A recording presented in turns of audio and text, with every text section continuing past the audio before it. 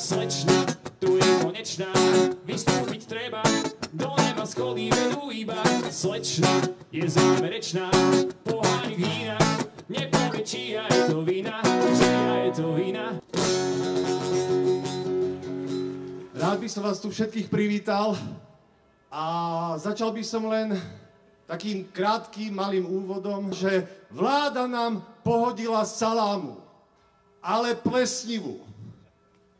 Ale my plesnivú salámu nechceme, ale chceme zdravú, aby sme ju mohli zjesť.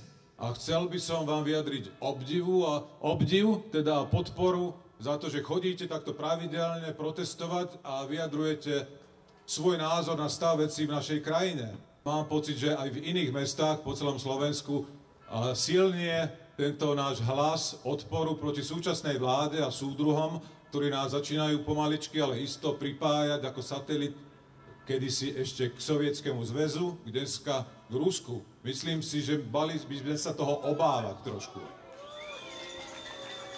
Mám pocit, že po 35 rokoch sa znovu vraciame k tej železnej opone, zase k vláde jednej strane, zase tu budú sami súdruhovia a servilnosť, prospechárstvo a špicaté hlavy. A myslím si, že kvôli budúcnosti našich detí a mladých ľudí, kvôli vzdelaniu a kultúre by sme sa mali ďalej takto stretávať a bojovať a vydržať.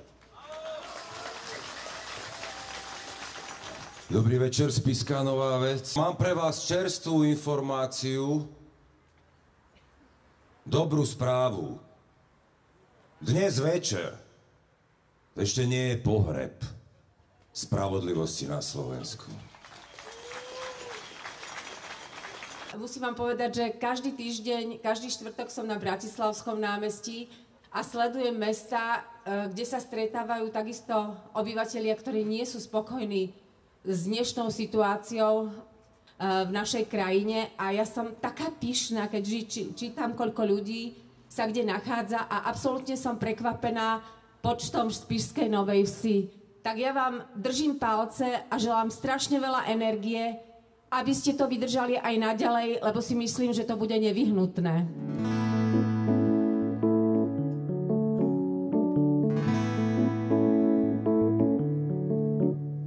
Tri slová, obyčajné slova, nie si sám. Tri slova, jednoduché slova, nesieme k vám. K vám, urodzeným veľkomožným, mám veľké vážne slovo. Povedzte ale stranou mám, vyznajte jasno, bez obalu. Hej, srdcom všetkej úprimnosti možným. Čím zaslúžil si ľud ten môj i váš, to položenie zrovna otrokovo, na väzoch desnú žernova jak ťaž. Tú sudbu čiernu plnú strastí, žiaľu, ten porok, kliatby veno hanlivé. Jak prehrešil sa kedy proti vám? Čím zavinil, že nafúkaný vzdorom a chladom ste s ním v drsnej protive? Že úškľab na rtoch, v oku žlče páľu a v brvách vypínavý mrak ste pohrdli ním, odhodili sa ho, jak prašivého, postihlého morom? Nuž vyčítajte. Narezané čiarky, chýbriešte a ja poslúcham.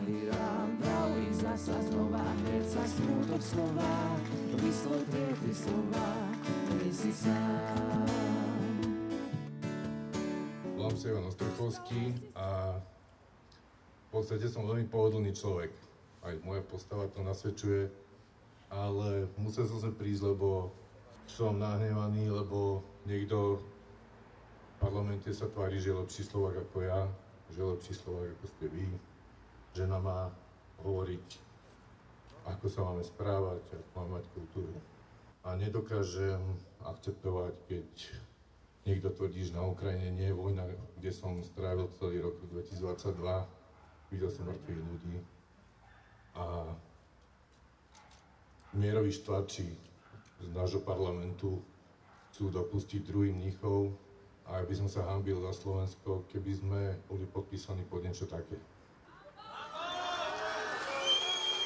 Keď pred pár rokmi uzreli svetlo sveta korupčné kauzy a vôbec kauzy, ktoré vyústili do toho, že bol zavraždený mladý investigatívny novinár a jeho snúbenica, tak ulice celého Slovenska sa naplnili nami, ľuďmi, a ja som naivne vtedy naozaj uverila, že sa niečo zmení, že sa niečo zlomí a že niektoré veci sa už proste nezopakujú a nikdy nevrátia.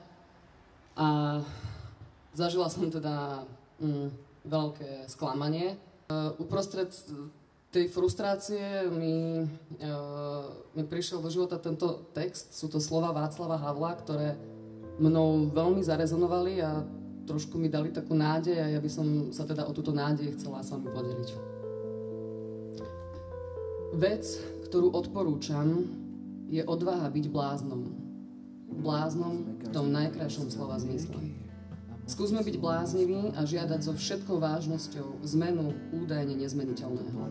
Všetci máme možnosť znova a znova opakovať, že chceme to, čo chceme. Všetci môžeme napriek tvrdej politickej realite a napriek všetkým obmedzeniam plynúcim z ľudskej povahy a duchovného, mravného a sociálneho úpadku súčasnej civilizácie nahlas artikulovať svoje ideály a činne ich presadzovať. Ak aspoň všetci môžeme týmto ideálom aj mnohé zo svojho súkromného šťastia obetovať, ak aspoň trochu veríme, že sú veci, ktoré stoja za to, aby človek pre nich trpel, všetci môžeme prijať ten zvláštny, logický a zároveň záhadný imperatív, ktorý hovorí, že človek by sa mal správať tak, ako si myslí, že by sa mali správať všetci. Každý z nás má skrátka možnosť pochopiť, že aj on, hoci by bol sebabezvýznamnejší a sebabezmocnejší, môže zmeniť svet. Začať musíme každý pri sebe, lebo keby čakal jeden na druhého, nedočkal by sa nikto. Preto ďakujem, že ste sa prišli. Prečo len sú takí sprostí? Stačí iba malý kúsok nehy, rieka predsa musí mať dva brehy. Prečo ľudia pália mosty a robia zo seba hostí?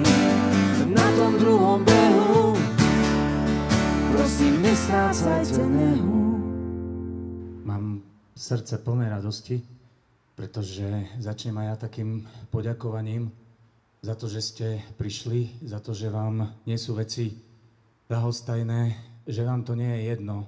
Ja si myslím, že na takýchto ľuďoch, nechcem sa vyvyšovať, ani vás nejako vyvyšovať, ale myslím si, že na ľuďoch, ktorým nie je jedno, na nich stojí spoločnosť. Oni sú pilierom tejto spoločnosti, pretože oni sú kontrolou tých hore, ktorí nám teraz pripravili veľký cirkus, ktorý možno budeme znášať aj ďalšie nejaké generácie. Keď sa Robert Fico cynicky vysmieva z Ukrajiny, ktorá je napadnutá agresorom Ruskom, a vysmieva sa, že to je jedna z najskorumpovanejších krajín na svete, ja by som mu odporučil, aby sa pozrel cez svoje dvierka, ktoré kauzy, aké kauzy tu sú, veď my už nevieme ani názvy tých kauz, dobytkár a neviem čo všetko. Nemá jediného človeka vo vláde, ktorý by nebol poznačený nejakou korupciou alebo nejakým škandálom. Aby som ešte povedal jednu takú vetu, keď Marian Kufa hovoril raz v televízii, že mal taký príhovor a trošku si pomýlil podľa mňa kazateľnicu. S týmto nemám nič proti kostolu, práve naopak. Ale tomuto človeku by som tiež povedal, že kľudne môže Robertovi Ficovi a jeho bande odkázať: podľa činov ich poznáte a teraz ich poznáme podľa činov. Ďakujem vám. Možno si aj niektorí ľudia povedia, že však, veď dobre, tak nech si niečo zoberú, ukradnú, niekoho tam podplatia, alebo čo, proste, čo nás to má čo zaujímať. Ale ono to má svoje dôsledky. Niekedy, a bohužiaľ sa to stalo, to vyústia až do fatálnych dôsledkov, A Robert Fico to veľmi dobre vie a jeho celá skvádra. Takto z diaľky to možno zvládne. Ale ja neviem, či by zvládol to, keby sa pozrel tým ľuďom, ktorých dôsledky jeho vládnutia fatálne poznačili. Dovoľte, aby som privítal na tomto javisku pani Zlaticu Kušnírovú, pána Jozefa Kuciaka s manželkou Jankou.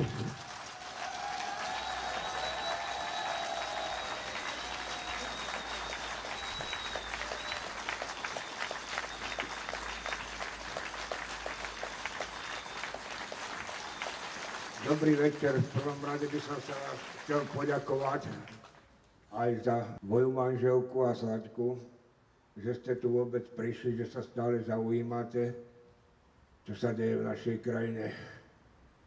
Ja by som začal asi tým, že by som sa chcel spýtať, keď sa už chystá to hlasovanie, že komu vlastne poslanci skladali ten poslanecký sľub. Či skladali a sľubovali vernosť Ficovej mafii alebo Slovensku.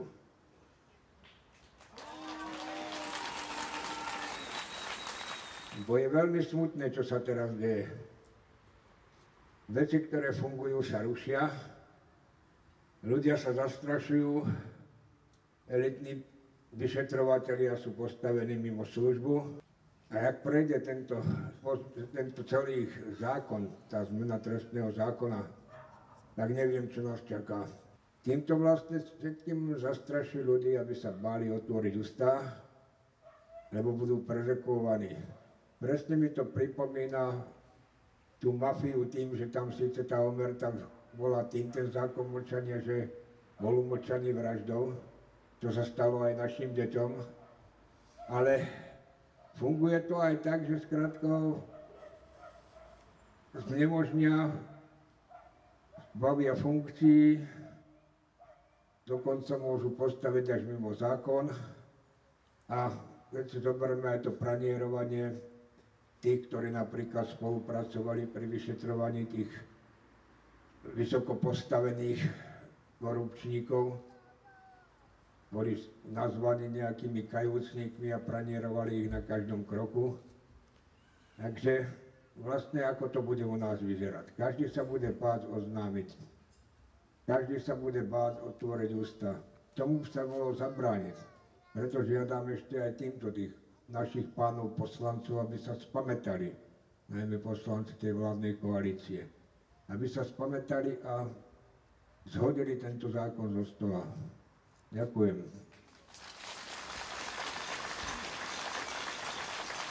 Oni nech sa necítia v zeme pani, oni sú naši zamestnanci.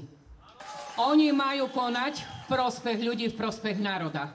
My ako rodičia si máme chrániť svoje deti.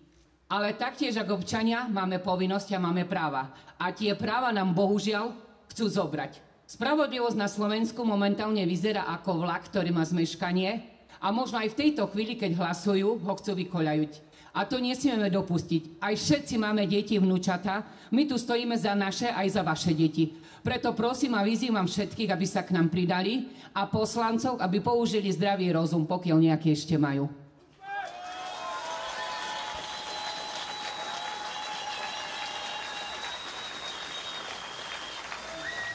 Umelci, ktorí rečnia teraz na námestiach, majú od skutočných hercov veľmi ďaleko, tak asi áno, neviem.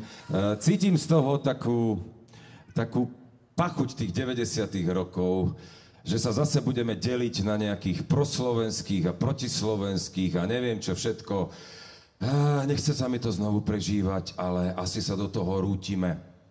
A keďže to nechceme skončiť pesimisticky, tak trochu hudby, možno, že už čoskoro od protislovenských umelcov. Nech sa páči, poďte nám niečo ešte zahrať.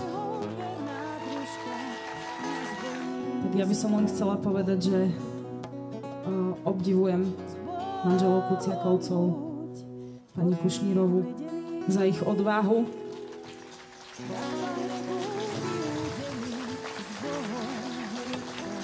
A že neprestávajú vládať, bojovať.